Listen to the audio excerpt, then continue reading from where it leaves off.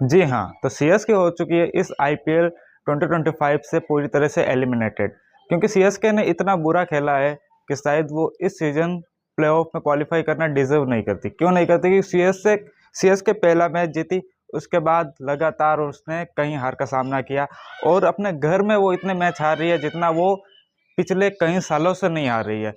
Punjab Kings ने बहुत ही अच्छा मैच खेला और वो इस साल क्वालिफिकेशन डिजर्व करती है, तो वो ऑलमोस्ट क्वालिफाई हो चुकी है। बस एक मैच की बात है, पंजाब, आरसीबी और शायद गुजरात टाइटन यह क्वालिफाई कर जाएगी मेरे हिसाब से, और एक और टीम है दिल्ली क्वालिफाई नहीं कर पाएगी मेरे हिसाब से, क्योंकि दिल्ली अब 3 मैच लगातार हार चुकी है, उसकी मुश्किलें बढ़ रही है। और पंजाब और दूसरी टीमें अगर इसी तरह से जीतती रही तो दिल्ली का क्वालिफाई करना बहुत ही मुश्किल होगा।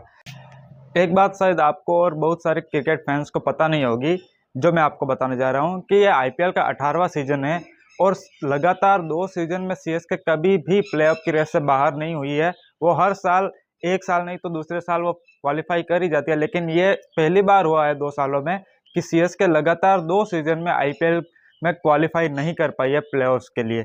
क्या रीजन हो सकता है? क्योंकि सीएसके के पास पहले बहुत ही बड़े बड़े अच्छे अच्छे खिलाड़ी थे। सीएसके इस सीजन ऑक्शन में ही हार गई। ऑक्शन में जिस तरह से उन्होंने प्लेयर को लिया है, मुझे नहीं लगता कि वो सीएसके की पिच में या फिर चेपॉक की पिच में अच्छा खेल सकते हैं। इसलिए सीएसके वहां पे हार गई है, क्योंकि सीएसके की स्पिन बहुत अच्छी है। वो जब स्पिन फ्रेंडली पिच बनाते हैं तो फिर उनके जो बैट्समैन है वो स्पिन नहीं खेल पाते हैं। सीएसके का पावर प्ले में इंटेंट ही नहीं नजर आ रहा है। वो जिस तरह से स्लो खेल रही है, उस तरह से आईपीएल को वो या फिर वो पावर प्ले को डोमिनेट ही नहीं कर पा रही है। जिस तरह से दूसरी टीमें आईपीएल में पावर प्ले में लगभग 60 से 70 रन के आसपास बना रही है, वहां पे सीएसके 50 रन के आसपास बना के वो खुश हो जाती है कि इतने बहुत है, लेकिन इतना नहीं हो पाएगा।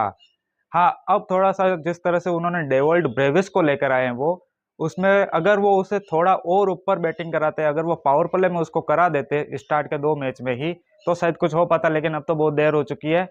सैम करन का परफॉर्म करना, मैंने बताया था आपको कल ही कि सैम करन 30 से ज्यादा रन बनाएंगे। उन्होंने 80 के ऊपर रन बना दिए हैं, 2 विकेट लेंगे। 2 विकेट शायद नहीं ले पाए, लेकिन उन्होंने रन बना दिया है। तो जो प्रेडिक्शन मैंने की थी जो फैंटेसी क्रिकेट के लिए, वो तो उनके लिए काम आ ही गए हैं। और जिस तरह से उनका अग्रेसिव रिएक्शन था अपना 50 पूरी करने के बाद, उन्होंने पूरी तरह से पंजाब के ऊपर गुस्सा दिला दिया, मतलब गुस्सा निकाल दिया।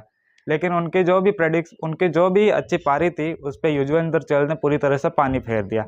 जिस तरह से उस बंदे ने 4 विकेट एक ही ओवर में लिए, और आप मानेंगे नहीं, अगर आपने देखा होगा तो पता होगा कि उन्होंने पूरे 4 ओवर भी नहीं किए, हैट्रिक ली है। और ये आईपीएल में उनकी दूसरी हैट्रिक है। लास्ट हैट्रिक उन्होंने राजस्थान रॉयल्स के लिए केकेआर के सामने ली थी, और ये उनकी दूसरी आईपीएल की हैट्रिक है। मैच का नतीजा जो भी हो, लेकिन हमारी प्रेडिक्शन लगभग 70% तक सही हुई थी। हाँ, सीएसके वो मैच नहीं जीत पाई, वो थोड़ा सा मिस्टेक हो गया, लेकिन लगभग मेरी प्रेडिक्शन जो जिसका मैंने बोला था कि जो रन बनाएगा, जो विकेट लेगा, अर्शदीप ने 2 विकेट लिए, मार्को यानसन ने 2 विकेट लिए, नूर अहमद ने 2 विकेट लिए, वो सब मैंने आपको बता दिया। सैम करन 30 से ऊपर रन बनाएंगे, श्रेयस अय्यर रन बनाएंगे, वो सब मैंने आपको जैसा बताया वही हुआ।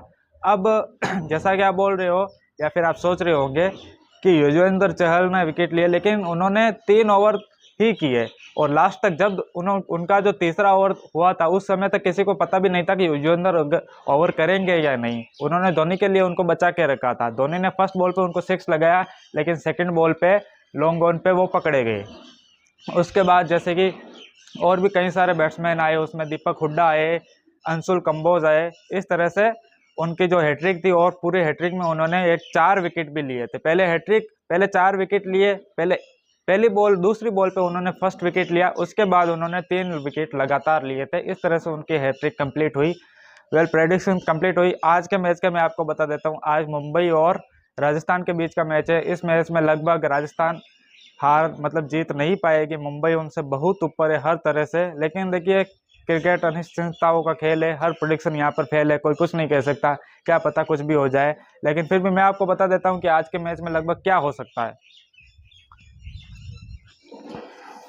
आज के मैच में मेरे हिसाब से जो यशस्वी जायसवाल का मुंबई के अगेंस्ट रिकॉर्ड है, उस हिसाब से 30 से ज़्यादा रन वो बना सकते हैं। नीतीश राणा का बहुत ही खराब फॉर्म चल रहा है, क्या पता वो आज फॉर्म में आ जाए, तो 30 से ज़्यादा रन मैं उनकी भी एक्सपेक्ट करता हूँ। हार्दिक पांड्या सम रन बनाएंगे, 20-25 रन बनाएंगे और एक विकेट वो कम से कम लेंगे। 4 ओवर वो पूरे करेंगे लेकिन एक विकेट लेंगे। जसप्रीत बुमराह जैसे कि वो लास्ट में डेथ में गेंदबाजी करते हैं, तो डेथ में उनको मारना बहुत ही मुश्किल है, और अगर कोई वो उनको मारने जाता है तो विकेट आना मतलब पॉसिबल ही है। तो जसप्रीत बुमराह कम से कम 2 विकेट तो लेंगे ही।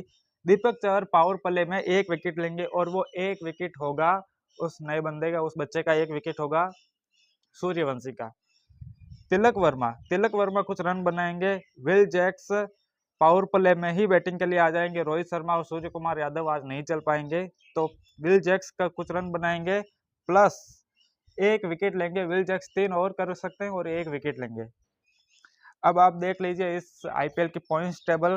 पंजाब कल सबको पीछे छोड़ के ऊपर आ चुकी है। मुंबई और गुजरात से ऊपर आ चुकी है। उन्होंने 10 मैच में 6 जीते हैं और 3 हारे हैं। और जिस तरह से MIGT, तो अभी जो अभी जो 4 टीमें हैं वो आरसीबी, पंजाब, मुंबई और जीटी है। इसमें मुझे नहीं लगता कि कुछ फेर बदल होगा। हाँ, अगर लखनऊ और डीसी के कुछ चांसेस है, अगर लखनऊ और डीसी अच्छा करते हैं तो शायद वो MI और जीटी पर प्रेशर बना सकते हैं। पंजाब और आरसीबी मुझे लगता है कि ऑलमोस्ट कंफर्म है। अब 1 2 3 4 मतलब 1 2 नंबर की बात है। अगर वो 1 2 पे आना चाहती है या फिर 3 4 पर आती है, अगर वो हार से, तो कुछ हो सकता है। लेकिन आपको जैसे कि पता है 1 और 2 नंबर के पास एक मैच कम खेलने की अपॉर्चुनिटी होती है, और 3 और 4 नंबर पे जो होती है उनको एलिमिनेशन खेलना पड़ता है। इस तरह से वो एलिमिनेशन से बाहर भी हो सकती है, उसके बाद उनको प्ले ऑफ 2 भी खेलना पड़ता है, तब जाके वो फाइनल में पहुंचती है।